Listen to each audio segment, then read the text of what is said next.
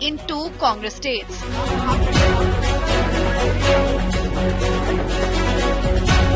Big eruption in Karnataka Congress. Big rebellion in Rajasthan Sarkar. Karnataka Congress big takes on Chief Minister.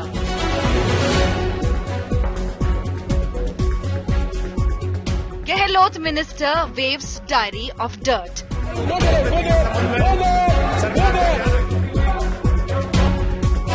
New chapter in Congress infighting. That is our top focus at 6 p.m. Prime.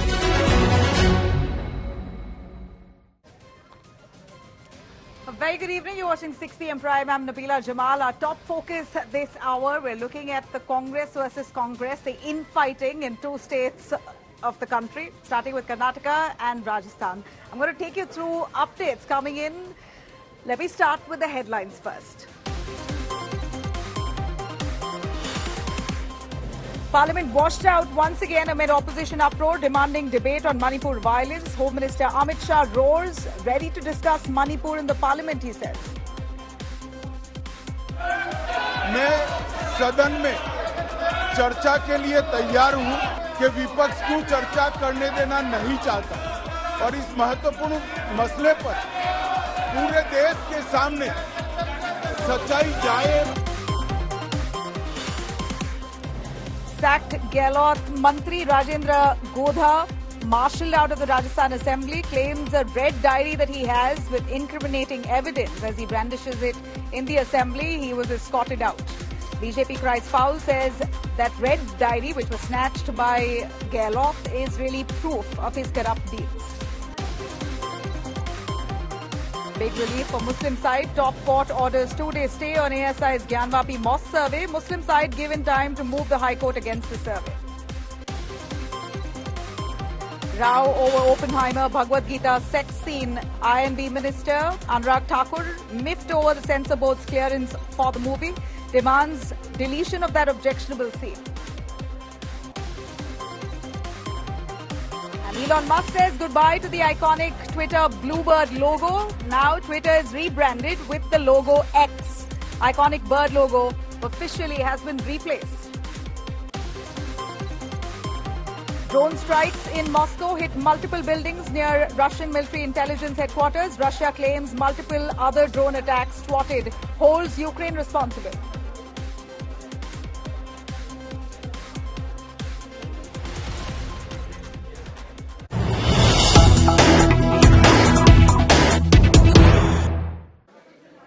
All right, we have some big breaking coming in from Jammu and Kashmir. Jammu and Kashmir Centre has now amended the JMK reorganization bill, which now means that there are 2 assembly seats that will be reserved for Kashmiri Pandits. A big win for Kashmiri Pandits, as there will be 2 assembly seats that will be reserved for Kashmiri Pandits. 1 assembly seat to be reserved for displaced POK residents. This is, of course, big news that's coming in. A big win, of course, for Kashmiri Pandits at the moment, who are fighting for a place.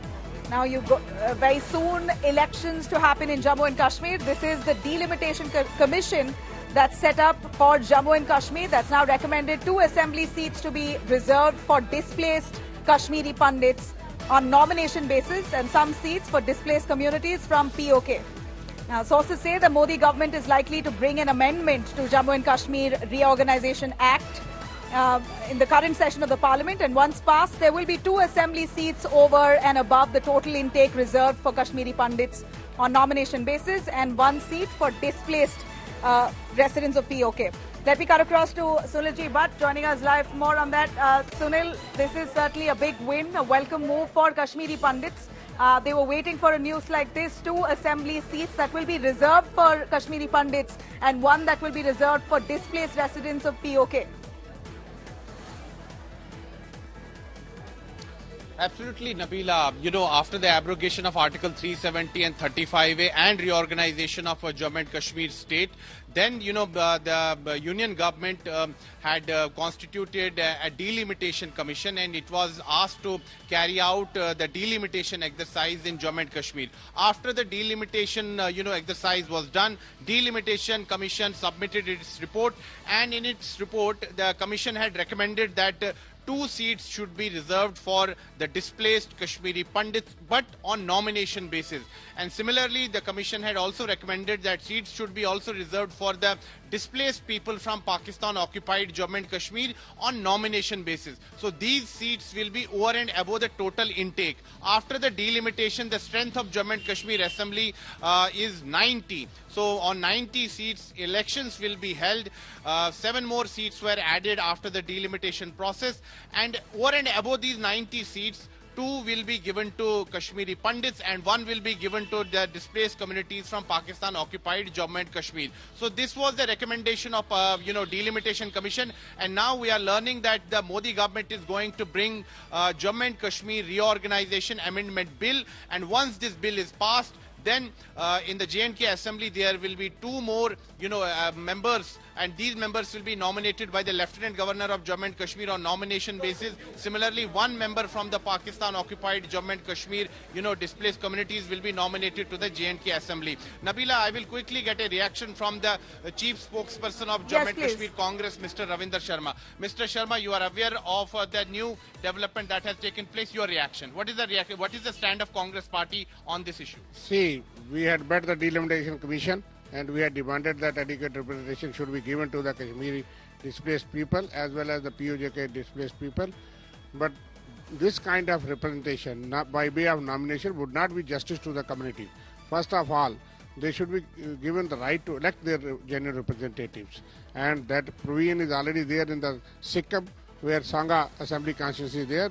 This was the demand of the Kashmiri Pandit community, and this was endorsed by the Congress party in the first delegation we met the delimitation commission. Although the delimitation commission did not hear us on many matters, it was one-sided exercise. As far as POJK displaced people are concerned, their demand was adequate representation out of 24, at least 8 seats.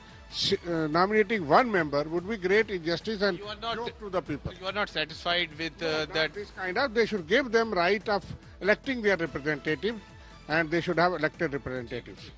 Nabila, you just heard from the chief spokesperson of Jammu and Kashmir Congress, Ravinder Sharma. He's saying that this kind of formula is not acceptable to the Congress party. He's saying that they are in favor of giving representation to the displaced Kashmiri Pandits as well as the displaced communities from Pakistan-occupied Jammu and Kashmir. But seats should be reserved for them, and their elections should be held for those seats. And directly nominating people from these communities will not give justice to them. That's what the Congress party is saying. Nabila, back to you. All right. Thank you very much. It's, of course, a big move. Now, 2 assembly constituencies that will be reserved for Kashmiri Pandits in the upcoming Jammu and Kashmir elections. We will continue tracking that. Thank you for now, Sunil, for joining us on that. Let me cut across to our top focus here, the rumblings within the Karnataka Congress. Here's a big breaking. Right at the start of the day, you had Deputy Chief Minister of Karnataka, D.K. Shivkumar, who spoke about some kind of plan, a larger plan and conspiracy that's being hatched in Singapore to destabilize the Congress government in Karnataka. Of course, this has raised a lot of questions on who exactly is D.K. Shivkumar hinting at or pointing fingers at. What is this plan that's being hatched to destabilize the Congress government in Karnataka? Let's first take a quick listen as to exactly what DK said. He says that he has some information about some people flying all the way to Singapore only to sit and discuss on how to destabilize the Karnataka government. Let's have a listen. ನಮಗೂ ಎಲ್ಲ ಕೆಲವು information ಇದೆ. ಅವ್ರದ್ದೇನೋ ತಂತ್ರ ಬೆಂಗಳೂರಲ್ಲಿ ಮಾಡೋದು ಬಿಟ್ಟು ಈಗೆಲ್ಲ ಹೊರಗಡೆ ಹೋಗಿ ಮಾಡೋಕ್ಕೇನೋ ನಡೀತಾ ಇದೆ. There is an internal conflict for the power. It's a power struggle within the Congress, trying to position themselves, who is powerful, and not getting their due position is leading to all this kind of confrontation inside the Congress. All right, well, let me quickly cut across to Sagai Raj joining us for more on that. Sagai, should we take this comment seriously? Of course we are, considering that Kumaraswamy is all set to ally with the BJP. There's a lot of developments on that front, that Kumaraswamy's JDS might just ally with the BJP for the upcoming 2024 elections, the Lok Sabha elections in the state. And that move is, or that decision is almost sealed. While that is happening on one end, here you have DK Shivakumar who says there's a larger conspiracy to destabilize the Karnataka government in the state. How far is it true? And tell us exactly who he's pointing and hinting at. See, DK Shivakumar is pointing at former Chief Minister and JDS leader S.D. Kumaraswamy in this particular issue because he was a person who has traveled to Singapore now. He is right now in Singapore. And he said that he had information from the intelligence saying that he has gone to Singapore just to try and destabilize the Congress government in the state of Karnataka. Remember that when S.D. Kumaraswamy had met Prime Minister of India in Delhi, there were a lot of reports saying that he's trying to join hands with BJP. Probably he might join NDA. And the BJP had given an offer to him, either opposition leader or central. And according to the report, if you notice all these things, probably he's also hand in glove with the BJP to try and destabilize. So probably this is a deal because that's... All right. Sagai, thank you very much for joining us. I'm going to quickly cut across to DK Shivakumar's reaction yet again as he spoke to the media, very clearly stating that he knows of a conspiracy that's being hatched to to trouble the Congress government in Karnataka, and he hints at Kumaraswamy without really taking the name. Here's what he said. ನಮಗೂ ಎಲ್ಲ ಕೆಲವು information ಇದೆ. ಅವ್ರದ್ದೇನೋ ತಂತ್ರ ಬೆಂಗಳೂರಲ್ಲಿ ಮಾಡೋದು ಬಿಟ್ಟು ಈಗ ಎಲ್ಲ ಹೊರಗಡೆ ಹೋಗಿ ಮಾಡಕ್ಕೇನೋ ನಡೀತಾ ಇದೆ. ನಮಗೂ ಎಲ್ಲ ಕೆಲವು ಇನ್ಫಾರ್ಮೇಶನ್ ಇದೆ. ಅವ್ರದ್ದೇನೋ ತಂತ್ರ ಬೆಂಗಳೂರಲ್ಲಿ ಮಾಡೋದು ಬಿಟ್ಟು ಈಗ ಎಲ್ಲ ಹೊರಗಡೆ ಹೋಗಿ ಮಾಡಕ್ಕೇನೋ ನಡೀತಾ ಇದೆ. All right, now I'm going to cut across to Salim Ahmed, who is a Karnataka MLC, also the working president of the KPCC, the Karnataka Pradesh Congress Committee. Salim Ahmed, thank you very much for speaking to India today. Would you tell us what exactly is DK Shivakumar hinting at? We know that the JDS is has almost entered an alliance with the BJP. It's about time that that deal is sealed. And we also know that it's only Kumaraswamy right now who's sitting in Singapore. So is DK Shivakumar hinting at that, and is all well within your party? All is well in our party. We are all united. United we fought. That's why we secured 136 seats in Karnataka. That's why BJP came to 65 and JDS came to 19. We are all united. Nothing to worry on that one. But when we formed the government, the next day they started to fight against this elected government. JDS and BJP are disturbed. They are not able to digest the victory of the Congress party. They are not able to digest the 5 guarantees we had announced, and in that 4 guarantees we already have started working. Only ex-Yuva Nidhi is going to be started December, but 4 free bus to the women, that Graha Lakshmi, Graha Jyoti, and free rice. All these programs we have given, they are all disturbed. Somewhere they are trying to disturb the state government. They are trying, but they will not be successful. What they did in Madhya Pradesh, what they did in Karnataka in 2019, that will not happen.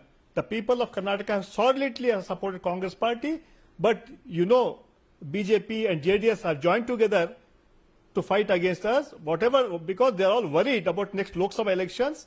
Whatever they do, we will give 5 years good governance, corruption-free government, and people-friendly government, and all programs, all guarantees which we had announced will be implemented, and we will win more than 20 seats in Karnataka. Right. So well, of course, that is an optimistic they are much worried. JDS and we know that you are thoroughly optimistic of Karnataka's Congress's prospect for the Lok Sabha. But at this point, we see that not all Congress leaders are very happy. BJP says that within the Congress itself there are many factions. There's a Siddha faction, there's a DK faction. There's a lot of talk about rumblings within the party itself. And then you have a larger plan that's being hatched to, that's what DK says, that there's a larger plan being hatched to destabilize the government. Are you worried in any sense? And are there camps as claimed by many? BJP is known for all these kind of activities since the government. Last time Operation Lotus, what they did. This time they are trying to create confusion. They are trying to do something mischievous They want to do some adventure, but this time this adventure will not work. The people in Karnataka, all the MLs are solidly within the Congress party. They are daydreaming. So let them start daydreaming. Nothing is going to happen, but some kind of a conspiracy is working against the Congress party. So you're saying, are you agreeing that there is a conspiracy working to destabilize the Congress government? Are you agreeing that it is Kumaraswamy, HD Kumaraswamy, who's trying to instigate this? Deputy Chief Minister and KP's President, Mr. D.K. Shivakumar, has some information. That's why he has made that statement. Definitely some information might be with Mr. D.K. Shivakumar. And on the other hand, what we are seeing, JDS and BJP have joined together, and they are so much they are trying to create confusion. They are not even trying to allowing us to implement the programs, 5 guarantees.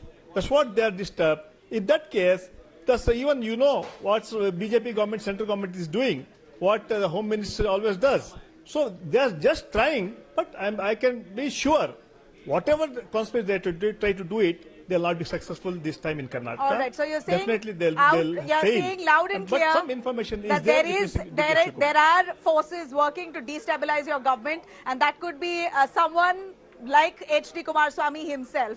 A final word from you on the 5 guarantees. There's a complaint against Siddaramaiah in court saying that the Congress came to power in Karnataka promising freebies to the people of the state, but not all those guarantees have been implemented. Your final take on that? I'll tell you. I'll take 2 minutes. Last 4 years, BJP government did nothing to the people of Karnataka. Their only thing was 40% commission and the price rise. This issue we took to the people of Karnataka, and we announced 5 guarantees, because in the corona, for the last 4 years, people suffered, poor people suffered a lot. So we announced 5 guarantees. That is free rice, 10 kilos rice, we are told, free buses for the women, Graha Lakshmi, Graha Jyoti, and Yuvanidhi. So what the people of Karnataka, we have asked these programs, the poor people, for the youth of this Karnataka, the Mahila of this Karnataka who are suffering. So people definitely responded to our call. And they were so unhappy with this BJP 40% commission government, they voted for Congress party, and I assure you, this is guaranteed, this is a promise to the people of Karnataka. All 5 guarantees which we have announced will be fulfilled within this December, by December end. That is our commitment to the people of Karnataka. All right, Mr. Salim Ahmed, really appreciate your time. Thank you for joining India Today and speaking to us. All right, well, as the working president of the KPCC and MLC himself, Salim Ahmed says there are indeed forces working to destabilize the Congress in Karnataka, but they're confident. Since they've got a majority, they're here to stay. Well, we're going to continue tracking that. But on the other hand, you have one of their own, senior Congress leader B.K. Hariprasad, who's quite upset that he's not been given his due. In fact, a video of him has been leaked where he's speaking to an audience saying that I make or break a chief minister in Karnataka. He says he's responsible for throwing up 5 chief ministers in the state, and he himself has now been sidelined. He also cries foul over not receiving funds for his for works by Siddaramaiah, the Chief Minister. Let's cut across to what exactly has happened within the Karnataka Congress with B.K. Hariprasad, one of their own, raising a voice.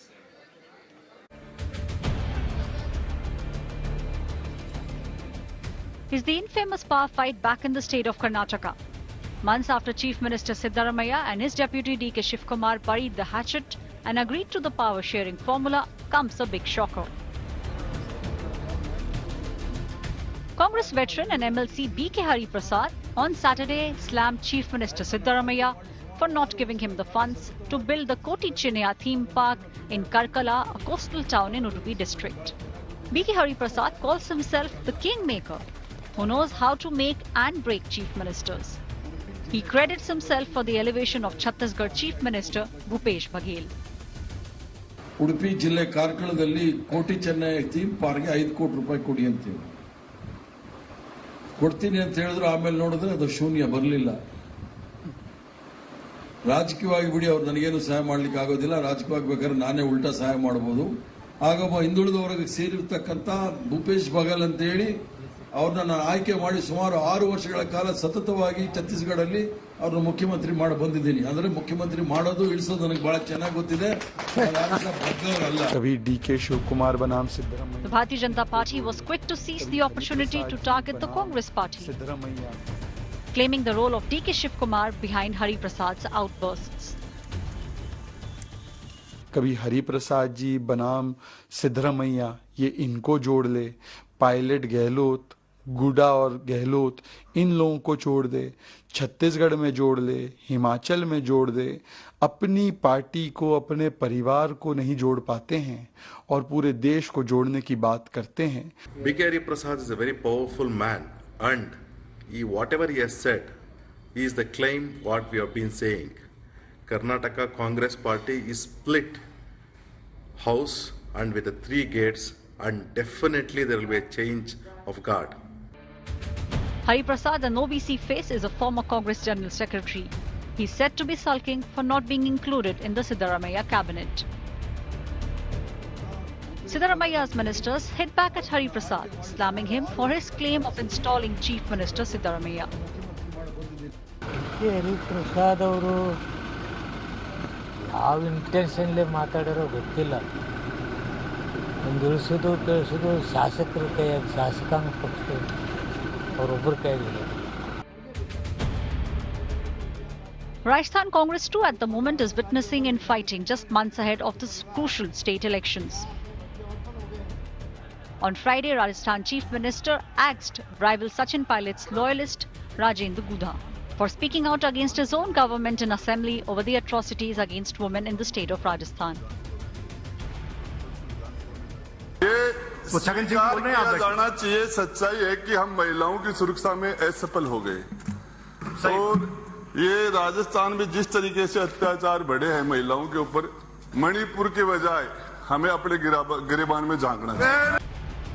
Does the Congress High Command need to worry about this raging infighting? Bureau Report, India Today.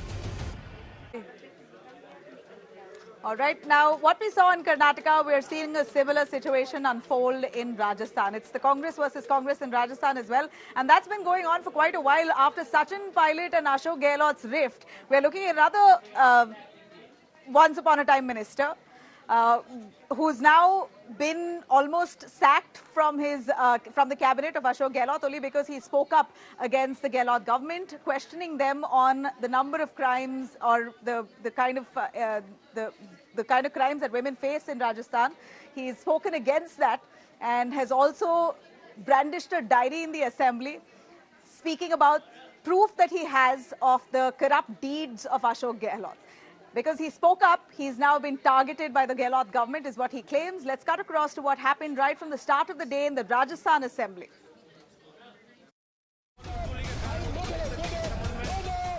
High drama in the Rajasthan Assembly.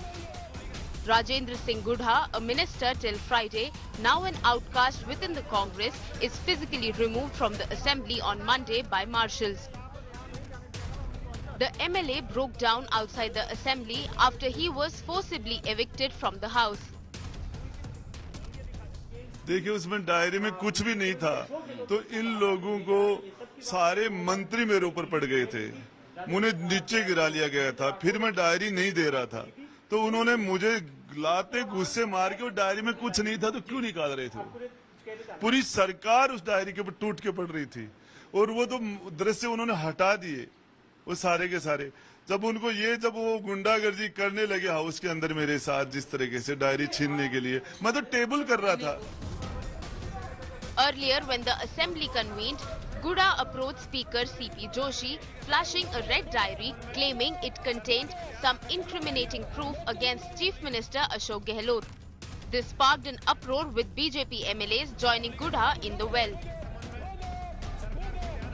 जब diary में कुछ भी नहीं था तो मुख्यमंत्री ने मुझे भेज के और वहाँ क्यों भेजा जब कुछ था ही नहीं तो. और मुख्यमंत्री ने वो मेरी से डायरी मंगाई. उसके बाद में आज सारे मंत्री उस डायरी पर इस तरीके से जैसे भूखे भेड़िए पड़ रहे हैं, वैसे सारे मंत्री और विधायक मेरे ऊपर पड़ गए. कम से कम 30-40 कितने लोग थे, सारे मेरे ऊपर पड़ गए और मुझे जिस तरीके से दबा लिया उन्होंने. और वो डायरी क्यों छीन रहे थे, मैं डायरी को छोड़ना नहीं चाह रहा था. claiming that he only wanted the government to take action against increasing rape cases in the state. Gudha said he was being wrongly accused of siding with Gehlot's rivals. For the BJP, Gudha's outburst has become ammunition to target the Gehlot government in the election year. मुझे तो समझ नहीं आता कि एक लाल रंग की diary जिसको लेकर के आज जब राजेंद्र गुढ़ा जी वहां विधानसभा में पहुंचे थे तब जिस तरह से उनसे डायरी को छीनने के लिए कांग्रेस के नेताओं में होड़ मची थी और जिस तरह से जबरन उनसे डायरी छीन करके फाड़ने की कोशिश की गई, कहीं न कहीं दाल में कुछ लाल है कि नहीं काला जरूर है। Gudha was sacked from the Gehlot government on Friday evening, hours after he targeted the state government over law and order in the state. स्वीकार किया जाना चाहिए, सच्चाई है कि हम महिलाओं की सुरक्षा में असफल हो गए और ये राजस्थान में जिस तरीके से अत्याचार बढ़े हैं महिलाओं के ऊपर, मणिपुर के बजाय हमें अपने गिरेबान में झांकना। Gudha's rebellion has embarrassed the Congress, which recently managed to put a lid on the rivalry between Chief Minister Gehlot and his former deputy Sachin Pilot. The Grand Old Party is still stuck in a desert storm.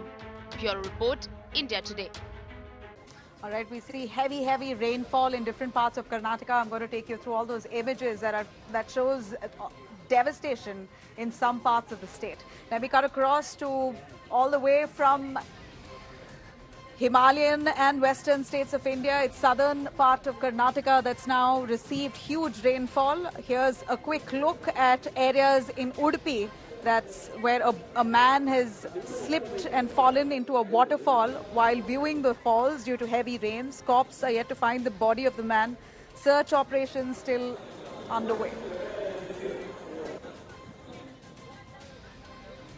In Kodagu, Kaveri River has inundated the Bhagamandala temple, which is holy pilgrimage site for Hindus. The road leading up to the temple washed away by Kaveri River. NDRF teams currently on standby.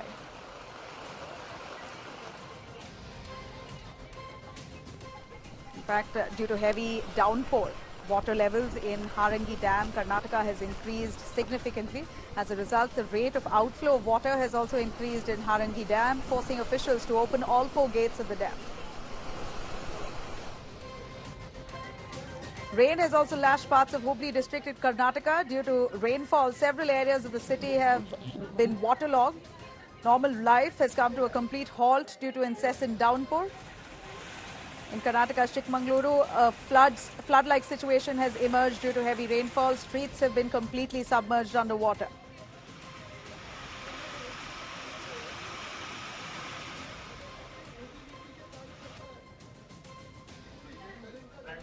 All right, I'm going to cut across to Anagha Keshav, India Today's correspondent, who's right at the epicenter where there's rains that's lashed, resulting in the people thoroughly inconvenienced. Karnataka, and this is just about the beginning of monsoons. Believe me, it's going to get worse.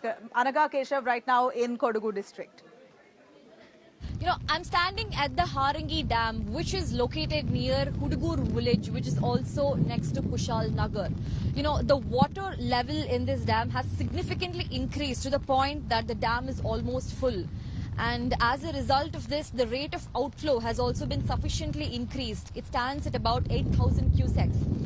And as you can see the visual on your screens, all 4 crest gates have been opened up. If you can see, there are 4 streams of water falling down. That essentially means that all the 4 crest gates have been opened up to sort of push the water out. So the rate of outflow has also been significantly increased, and we're being told that in the upcoming days, the rate of outflow will also be sufficiently hiked up. And the locals residing near the catchment areas and near the bank have also been asked to evacuate, considering their safety situation. And this is highly unprecedented because this is essentially the first time that the locals near the Harangi Dam have been asked to evacuate. The district administration is now looking for suitable and safer locations where the locals residing can now find a safe haven. But, you know, as picture perfect and beautiful as this place looks, the rain in Karnataka was indeed a much needed, a much essential affair. With video journalist Shivamurthy, Anagha Keshav for India Today, Kodagu. How is Kodagu when compared to the previous years? Because we've had instances of landslides and heavy rainfall. How different is this year's monsoon when compared to the previous years? Yeah. See, the experts have opined that because of the cyclone Biparjoy, the monsoons have been a little late. They have the rains, this kind of rains we are expecting a little late. But nonetheless, the rains have been good till now, in the sense because when I say good, I mean that river Kaveri, which starts from Kodagu district, is lifeline for more than 8 crore people throughout when it joins the Bay of Bengal. So yes, of course, we need the rains also to come so that the Kaveri start flowing, and obviously KRS Dam and other dams are also filled so that the people should get the water also. So the rains have been good till now. Landslides, no major landslides have taken place as of now. And not much of house damages also. They are partial in nature. And somewhere in the last 48 hours only, there are some places where the water has come up to the road level, and probably road is also not visible, but everything is under control till now.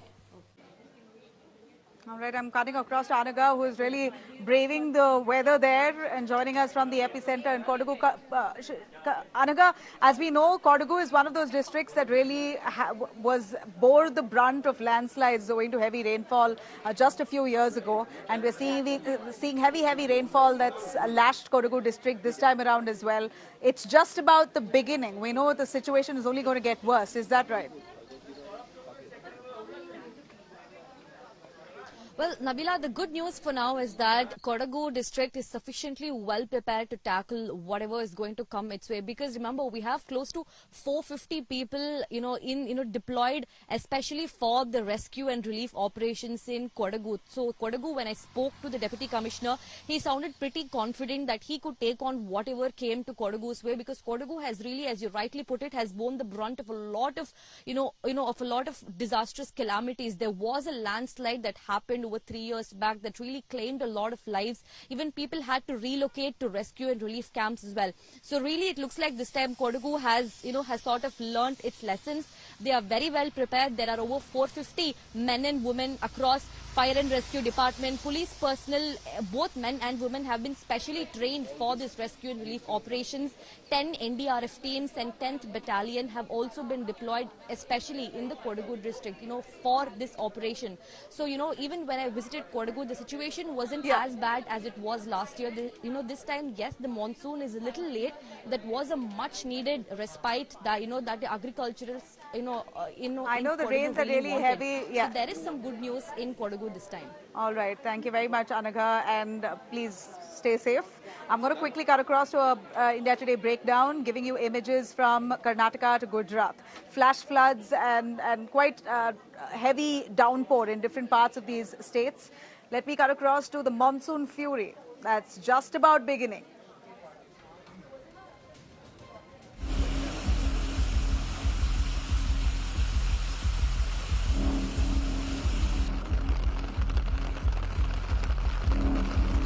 Monsoon fury across India. Torrential downpours accompanied by strong winds persistently lash many regions in Karnataka, including Dakshina Kannada, Udupi and Uttara Kannada. The Bhagamandala temple in Kodagu is marooned by the overflowing waters of Kaveri River. The government has put NDRF teams on alert. Rains have been continuously lashing Kodagu with absolutely no respite. The locals have been advised to only stay indoors, and some residents who stay in risky areas have also been advised to vacate their places. The NDRF teams are on standby. They've been asked to stock up all necessary supplies and be present for the locals when in need. Flash floods hit many areas of Gujarat on Sunday. Junagadh is the worst hit. Images of cars, cattle being swept away have gone viral on social media. Hundreds were evacuated to safer locations. The Yamuna has crossed the danger mark again in the national capital. The Hindon River, one of its tributaries, saw a significant rise in water levels, raising fears of flash floods. Around 200 people were evacuated. कि इस समय ये जो पूरा area अगर मैं आपको दिखाऊं तो तकरीबन मैं इस समय हिंडन से 2 से 3 किलोमीटर दूर हूं, जहां मैं इस समय एसडीआरएफ की नाव में हूं। लोगों को यहाँ रेस्क्यू किया जा रहा है और ये जो इलाका है जहां पे इस समय मैं बैठा हूं, तो मैं आपको बताना चाहूंगा 2 किलोमीटर दूर है, तो आप वहीं से समझिए जो छोटी सी हिंडन नदी थी उसका कितना दूर तक असर गया है। The Met Department has issued rain alerts in Kerala, Karnataka, Maharashtra and Gujarat. Bureau Report, India Today. In a big update coming in from the Supreme Court on the Gyanvapi Mosque case, it appears there's some relief given to the Muslim side, as the top court now says that no ASI survey can be conducted at the Gyanvapi Mosque until 26th of July, and any survey on the Gyanvapi Mosque premises should happen only once the Muslim side petitions at the Allahabad High Court. In fact, the Supreme Court has now directed the Muslim side to petition the Allahabad High Court for some more remedies on the case. A bench headed by Chief Justice of India Chandrachud has said that the court should give some breathing time to the Muslim side to challenge the ASI's order of Varanasi District Court before the Allahabad High Court. And this comes as a 30-member ASI team began survey at the Gyanvapi Mosque early this morning at 7 a.m. There were 30 people from the ASI team surveying the premises of the Gyanvapi Mosque before, when a few hours later the Supreme Court gave out its verdict. The ASI survey aims to determine that whether or not there was a Hindu temple beneath that mosque. The mosque's Wazukhana, where a structure claimed by Hindu litigants is a shivling exists, isn't part of the survey, as the lower court says that survey can be conducted all around the Wazukhana, but the Wazukhana can't be touched. Let's listen in to all the reactions. अंजुमन इंतजामिया को ये कहा है कि 26 जुलाई के शाम 5 बजे से पहले वो हाई कोर्ट अप्रोच करें और हाई कोर्ट इस मैटर को सुनेगा और उसके बाद हाई कोर्ट डिसाइड करेगा कि स्टे रहना है इस ऑर्डर पे कि नहीं रहना। हमारी तरफ से यही दलील थी कि इस ऑर्डर में कोई गलती नहीं है और जो डिस्ट्रिक्ट जज साहब का ऑर्डर है उसमें लिखा हुआ है कि स्ट्रक्चर को बिना डैमेज किए, बिना क्षति पहुंचाए हुए ये सर्वेक्षण किया जाए। और मुस्लिम पक्ष की तरफ से ये बहस की गई कि नहीं, हमारी बहुत दिनों से मस्जिद चली आ रही है और उसका कैरेक्टर बदल जाएगा, जो कि हम लोगों ने ये भी बताया कोर्ट को कि ऐसा कोई डायरेक्शन नहीं है जिससे स्ट्रक्चर को डैमेज पहुंचेगा। पर मुस्लिम पक्ष ने सुप्रीम कोर्ट के सामने बात रखी अंजुमन इंतजामिया ने कि उनको कुछ समय चाहिए इस ऑर्डर को चुनौती देने का। इसलिए माननीय सुप्रीम कोर्ट ने डिस्ट्रिक्ट जज वाराणसी के ऑर्डर पे 2 दिन के लिए एक इंटरिम रोक लगाई है और इलाहाबाद हाईकोर्ट के सामने मामला जाएगा और इलाहाबाद हाईकोर्ट फिर दोबारा अफ्रेश इसे डिसाइड करेगी कि ये रोक रहनी है कि नहीं रहनी है, ये ऑर्डर सही है कि गलत है। सर्वे के लिए वाराणसी कोर्ट ने ऑर्डर किया था, लेकिन मुस्लिम साइड ने वहाँ पे सुप्रीम कोर्ट में ऑलरेडी केस फाइल किया हुआ है। हम लोग ये चाहते हैं कि पहले सुप्रीम कोर्ट का जजमेंट आ जाए और उसके बाद सर्वे होता तो बेहतर था। ये देखिए, कोई भी मस्जिद कभी भी किसी भी इबादतगाह को गिरा करके या किसी की ज़मीन पर कब्ज़ा करके बनाने की इस्लामी तौर पे इजाज़त नहीं है। तो ये कहना कि कोई भी ज़मीन किसी की कब्ज़ा करके बनाई गई है, ये तो बिल्कुल ही बेबुनियाद बात है और लीगल लड़ाई लड़ी जा रही है। तो हम ये समझ रहे हैं कि लीगली भी बेहतर यही होता कि जब सुप्रीम कोर्ट का कोई फैसला आ जाता उसके बाद ही सर्वे स्टार्ट होता। All right, that's it for me on this show here. You could log on to indiatoday.in, download our app for a lot more news and updates.